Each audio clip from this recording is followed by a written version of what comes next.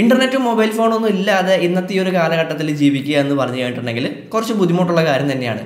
ഒരു ദിവസം നെറ്റില്ലെങ്കിൽ എത്രത്തോളം ബുദ്ധിമുട്ടുകൾ നമ്മൾ അനുഭവിക്കും എന്നുള്ള കാര്യങ്ങളും നമുക്ക് എല്ലാവർക്കും അറിയാവുന്ന തന്നെയാണ്. കാരണം നമ്മുടെ നിത്യജീവിതത്തെ അത്രത്തോളം സ്വാധീനിക്കുന്നുണ്ട് ഈ ഇന്റർനെറ്റ് ആയാലും മൊബൈൽ ഫോൺ ആയാലും അതിൽ നമ്മൾ ഉപയോഗിക്കുന്ന സോഷ്യൽ മീഡിയ പ്ലാറ്റ്ഫോമുകളായാലും. നമ്മളിൽ ഭൂരിഭാഗം ആളുകളും രാവിലെ എണീറ്റ് കഴിഞ്ഞിട്ടുണ്ടെങ്കിൽ ഏറ്റവും ആദ്യം നോക്കുന്നത് നമ്മുടെ മൊബൈൽ ഫോണായിരിക്കും.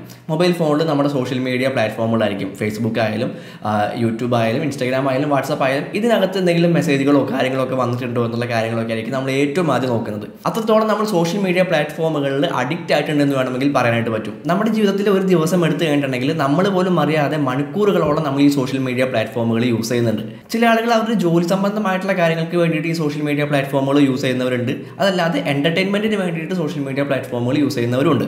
അപ്പോൾ എൻ്റെ ചോദ്യം ഇത്ര മാത്രമേ ഉള്ളൂ, നമ്മൾ ഇത്രയും മണിക്കൂറുകളോളം ഈ സോഷ്യൽ മീഡിയ പ്ലാറ്റ്ഫോമുകൾ യൂസ് ചെയ്യുന്നത് കൊണ്ട് നമുക്ക് എന്തെങ്കിലും ബെനിഫിറ്റ്സ് ഉണ്ടോ?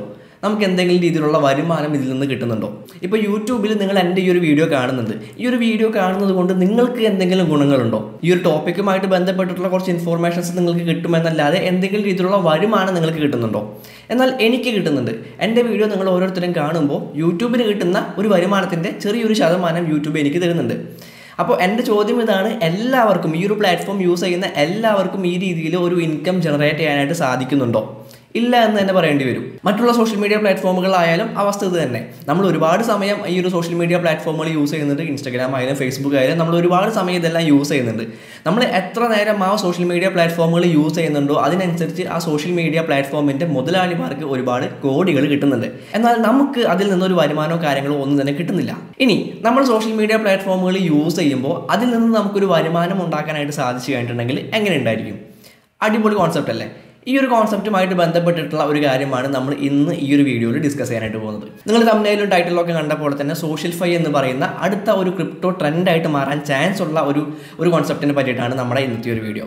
സോ ഒട്ടും തന്നെ സ്കിപ്പ് ചെയ്യാതെ കംപ്ലീറ്റ് ആയിട്ട് തന്നെ കാണാനായിട്ട് ശ്രമിക്കുക. നേരെ വീഡിയോയിലേക്ക് കിടക്കാം. Everybody on the top got the same sound. Everything I'm about to drop, make a name now. Yeah, y'all don't really know.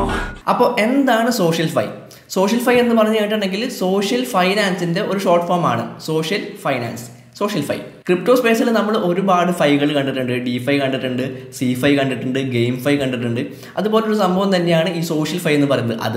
അതുപോലൊരു ഷോർട്ട് ഫോം ആണ് SocialFi എന്ന് പറയുന്നത്. അപ്പോൾ എന്താണ് ഈ SocialFi എന്നുള്ളത് കൊണ്ട് ഉദ്ദേശിക്കുന്നത് എന്ന് ചോദിച്ചു കഴിഞ്ഞിട്ടുണ്ടെങ്കിൽ സോഷ്യൽ നെറ്റ്വർക്കിങ്ങും ബ്ലോക്ക് ചെയിൻ ഫൈനാൻസും കൂടി ചേർന്നിട്ടുള്ള ഒരു സംഭവമാണ് ഈ SocialFi എന്ന് പറയുന്നത്. ഈ SocialFi എന്ന് പറയുന്നത് നിലവിലെ ഒരു കോൺസെപ്റ്റ് മാത്രമാണ്. ഭാവിയിൽ ഇങ്ങനെയുള്ള കാര്യങ്ങളെല്ലാം സംഭവിക്കാനായിട്ട് ചാൻസ് ഉണ്ട് എന്നുള്ള ഒരു കോൺസെപ്റ്റ് മാത്രമാണ് ഈ SocialFi എന്ന് പറയുന്നത്. അപ്പോൾ അതെന്താണെന്ന് ചോദിച്ചു കഴിഞ്ഞിട്ടുണ്ടെങ്കിൽ നമ്മൾ ഏറ്റവും തുടക്കത്തിൽ പറഞ്ഞിട്ടുള്ള ആ കാര്യങ്ങളൊക്കെ തന്നെയാണ്.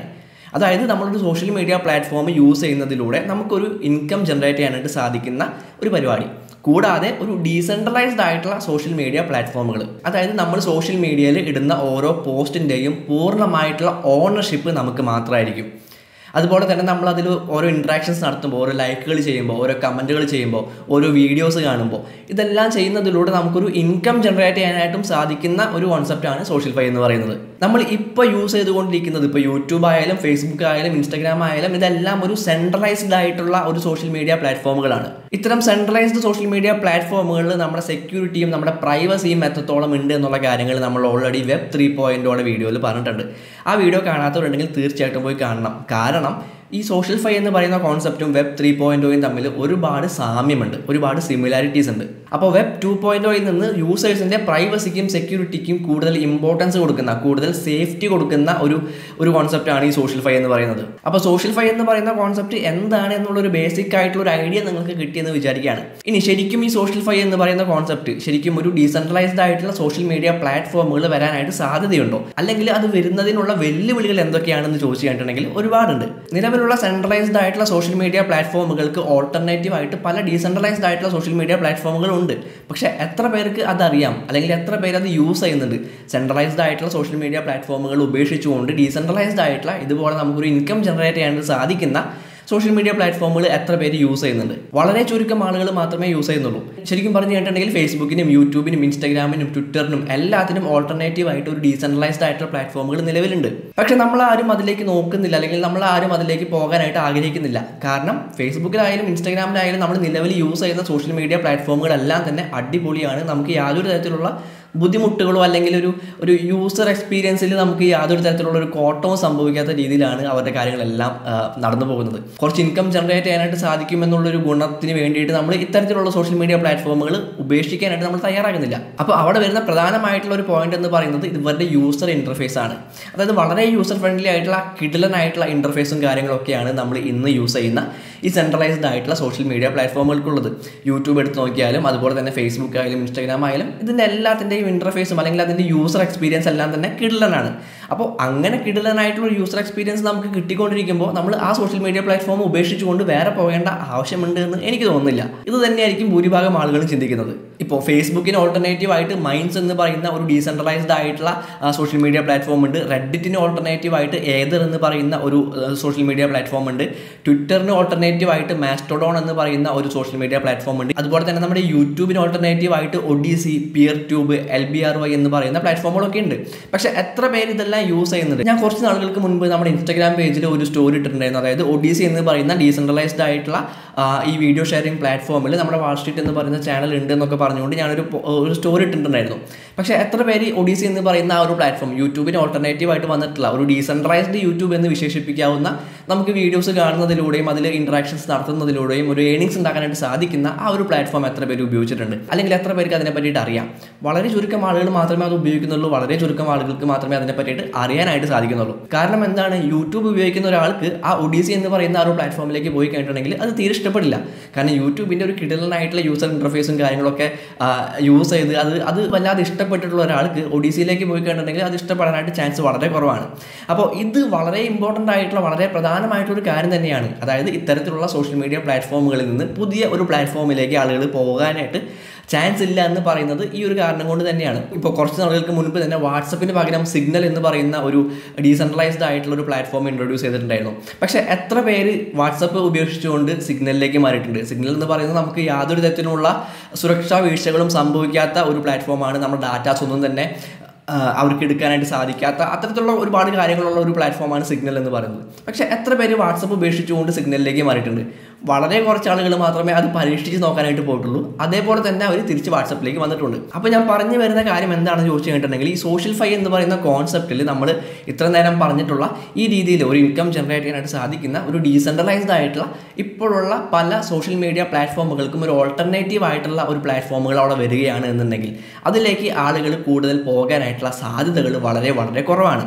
കാരണം സെൻട്രലൈസ്ഡ് ആയിട്ടുള്ള കമ്പനികൾ നമ്മളെ നല്ല രീതിയിൽ ഇവരുടെ സോഷ്യൽ മീഡിയ പ്ലാറ്റ്ഫോമുകളിൽ ഇപ്പോൾ ഫേസ്ബുക്കിലായാലും ഇൻസ്റ്റാഗ്രാമിലായാലും പിടിച്ചു നിർത്താനായിട്ടുള്ള കഴിവ് അവർക്കുണ്ട്. അതിന് വേണ്ടിയിട്ടുള്ള ഒരുപാട് കാര്യങ്ങൾ അവർ അതിനകത്ത് ചെയ്യുന്നുണ്ട്. അതുകൊണ്ട് തന്നെ SocialFi എന്ന് പറയുന്ന ഒരു കോൺസെപ്റ്റ് എത്രത്തോളം വളരും, ഭാവിയിൽ അത് എത്രത്തോളം വളരും എന്നുള്ള കാര്യത്തിൽ ചെറിയൊരു സംശയമുണ്ട്. പക്ഷേ ഫ്യൂച്ചർ നമുക്ക് പ്രെഡിക്റ്റ് ചെയ്യാനായിട്ട് സാധിക്കില്ലെന്ന് പറയുന്നത് പോലെ തന്നെ അത് വരാനായിട്ടുള്ള സാധ്യതകളും അവിടെയുണ്ട്. ഓക്കെ, അപ്പോൾ SocialFi എന്ന് പറയുന്ന ഒരു കോൺസെപ്റ്റ് എന്താണ്, അത് മുന്നോട്ട് വരാനായിട്ടുള്ള വെല്ലുവിളികൾ എന്തൊക്കെയാണെന്നുള്ള കാര്യങ്ങൾ നമ്മളിപ്പോൾ പറഞ്ഞു കഴിഞ്ഞു. ഇനി സോഷ്യൽ മീഡിയ ടോക്കൺസ് എന്താണ്, അല്ലെങ്കിൽ SocialFi ബേസ്ഡ് ആയിട്ടുള്ള സോഷ്യൽ മീഡിയ പ്ലാറ്റ്ഫോമുകളെ ബേസ് ചെയ്തുകൊണ്ടുള്ള ടോക്കൺസ്, ഡീസെൻട്രലൈസ്ഡ് ആയിട്ടുള്ള സോഷ്യൽ മീഡിയ പ്ലാറ്റ്ഫോമുകളെ ബേസ് ചെയ്തുകൊണ്ടുള്ള ടോക്കൺസ് ഏതൊക്കെയാണ്? എൻ്റെ വാച്ച് ലിസ്റ്റിലുള്ള ഒരു 3 ടോക്കൺസ് ഞാൻ നിങ്ങൾക്ക് പറഞ്ഞു തരാം. ഒന്നാമത്തെ എന്ന് പറയുന്നത് റാലി എന്ന് പറയുന്ന RLY എന്ന് പറയുന്ന ടിക്കർ സിമ്പിളുള്ള ഒരു ടോക്കണാണ്. 139 റാങ്കാണ് കോയിൻ മാർക്കറ്റ് ക്യാപ്പ് അടിസ്ഥാനത്തിൽ 139 റാങ്കിൽ നിൽക്കുന്ന ഒരു കോയിനാണ്. അതിൻ്റെ കറൻറ്റ് പ്രൈസ് എന്ന് പറയുന്നത് വെറും 12 രൂപ മാത്രമാണ്. ഓൾ ടൈം ഹൈ നോക്കി കഴിഞ്ഞിട്ടുണ്ടെങ്കിൽ 102 രൂപ വരെ അത് പോയിട്ടുണ്ട്. റാലി എന്ന് പറയുന്നത് ഈ ഒരു SocialFi എന്ന് പറയുന്ന ഈ ഒരു മേഖലയിൽ ഈ ഒരു കാറ്റഗറി എടുത്തു കഴിഞ്ഞിട്ടുണ്ടെങ്കിൽ ഇമ്പോർട്ടൻ്റ് ആയിട്ടുള്ള കുറച്ച് കോയിൻസിൽ ഒന്നാണ് റാലി എന്ന് പറയുന്നത്.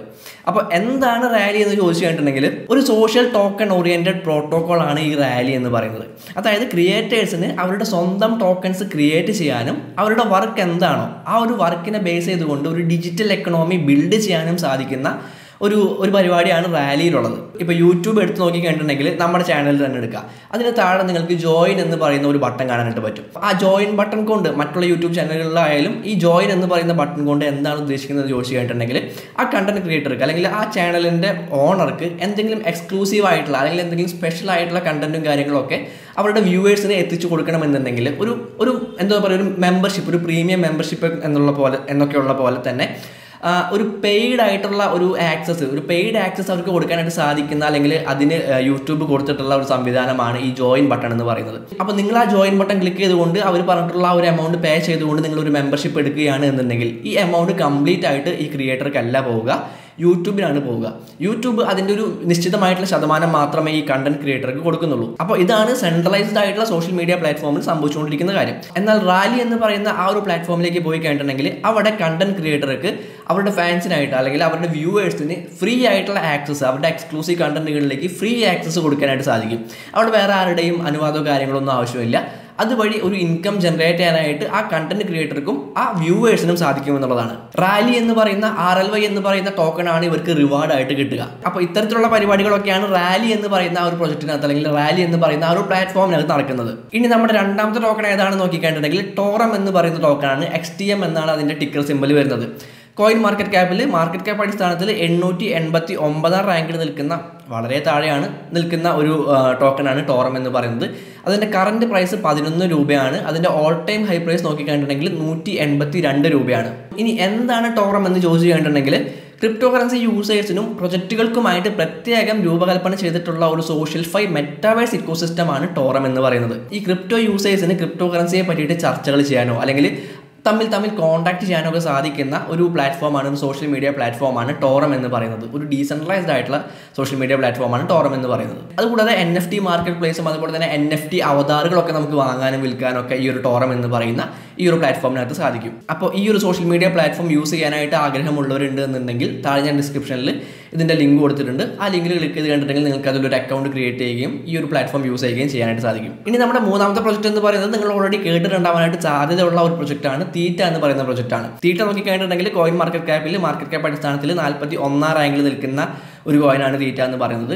അതിൻ്റെ കറൻറ്റ് പ്രൈസ് 251 രൂപ മാത്രമാണ്. അതിൻ്റെ ഓൾ ടൈം ഹൈ പ്രൈസ് നോക്കിക്കഴിഞ്ഞിട്ടുണ്ടെങ്കിൽ 1004 രൂപയാണ്. തീറ്റ ഫണ്ടമെന്റലി സ്ട്രോങ് ആയിട്ടുള്ള ഒരു പ്രൊജക്റ്റ് തന്നെയാണ്. എന്താണ് തീറ്റ എന്ന് പറയുന്ന പ്രൊജക്റ്റ് എന്ന് ചോദിച്ചു കഴിഞ്ഞിട്ടുണ്ടെങ്കിൽ video streaming, data delivery, edge computing തുടങ്ങിയ ഈ മേഖലകളെല്ലാം തന്നെ ഡീസെൻട്രലൈസ് ചെയ്യുക എന്നുള്ള ഒരു ലക്ഷ്യമാണ് തീറ്റ എന്ന് പറയുന്ന പ്രൊജക്റ്റിനുള്ളത്. ഇത് ഡീസെൻട്രലൈസ് ചെയ്യുന്നത് വഴി കൂടുതൽ എഫിഷ്യൻ്റ് ആക്കാനും ഒരു ലോ കോസ്റ്റിൽ നമുക്കിതെല്ലാം യൂസ് ചെയ്യാനും സാധിക്കുന്ന ഒരു പരിപാടിയാണ് തീറ്റ മുന്നോട്ട് വയ്ക്കുന്നത്. തീറ്റയ്ക്ക് 2 ടോക്കൺസ് ആണുള്ളത്. തീറ്റ എന്ന് പറയുന്ന ടോക്കണും T-Fuel എന്ന് പറയുന്ന ടോക്കണും. തീറ്റ എന്ന് പറയുന്ന ടോക്കൺ നമുക്ക് നമ്മുടെ ബൈനാൻസിലും വാസിക്സിലും ഒക്കെ അവൈലബിൾ ആയിട്ടുള്ള, നമ്മൾ ഓൾറെഡി ട്രേഡ് ചെയ്യുന്ന, ഇൻവെസ്റ്റ് ചെയ്തിട്ടുള്ള ടോക്കൺസ് തന്നെയാണ്. ഫണ്ടമെന്റലി സ്ട്രോങ് ആയിട്ടുള്ള ടോക്കൺ തന്നെയാണ് തീറ്റ എന്ന് പറയുന്നത്. ഇനിയും ഒരുപാട് സോഷ്യൽ മീഡിയ ടോക്കൺസ് ഉണ്ട്. ഈ ഒരു വീഡിയോയിൽ ഞാനൊരു 3 മാത്രമേ ഉൾപ്പെടുത്തിയിട്ടുള്ളൂ. അപ്പോൾ ഈ ഒരു വീഡിയോ യാതൊരു തരത്തിലുള്ള ഫൈനാൻഷ്യൽ അഡ്വൈസോ കാര്യങ്ങളൊന്നുമല്ല. നിങ്ങൾ നിങ്ങളുടേതായിട്ടുള്ള റിസർച്ചും കാര്യങ്ങളൊക്കെ നടത്താം. SocialFi എന്ന് പറയുന്ന ആ ഒരു കോൺസെപ്റ്റുമായിട്ട് ബന്ധപ്പെട്ടിട്ടുള്ള കാര്യങ്ങൾ മാത്രമേ ഈ ഒരു വീഡിയോയിൽ ഉൾപ്പെടുത്തിയിട്ടുള്ളൂ. അതുമായിട്ട് ബന്ധപ്പെട്ടിട്ടുള്ള ഒരു 2-3 ടോക്കൺസും പരിചയപ്പെടുത്തിയെന്ന് മാത്രം. അപ്പോൾ ആരും തന്നെ ഒരു ഫൈനാൻഷ്യൽ അഡ്വൈസ് ആയിട്ട് എടുക്കാതിരിക്കുക. നിങ്ങൾ നിങ്ങളുടേതായിട്ടുള്ള റിസർച്ചും കാര്യങ്ങളൊക്കെ നടത്താം. അങ്ങനെ നടത്തുമ്പോൾ അതിന് ഹെൽപ്ഫുൾ ആകുന്ന എന്തെങ്കിലും കാര്യങ്ങൾ ഈ ഒരു വീഡിയോയിൽ നിന്ന് കിട്ടുന്നുണ്ടെങ്കിൽ അത് മാത്രം എടുത്താൽ മതി. അപ്പോൾ ഈ ഒരു വീഡിയോ നിങ്ങൾക്ക് എന്തെങ്കിലും രീതിയിൽ ഉപകാരപ്പെട്ടിട്ടുണ്ടെങ്കിൽ തീർച്ചയായിട്ടും വീഡിയോ ഒന്ന് ലൈക്ക് ചെയ്യുക. കൂടുതൽ ആളുകളിലേക്ക് നമ്മുടെ വീഡിയോ എത്തിച്ചു കൊടുക്കാനായിട്ട് നമ്മുടെ സെൻട്രലൈസ്ഡ് ആയിട്ടുള്ള യൂട്യൂബിൻ്റെ അൽഗോരിതത്തിന് അതെല്ലാം സഹായിക്കുന്നതായിരിക്കും. അടുത്തൊരു വീഡിയോയിൽ കാണാം.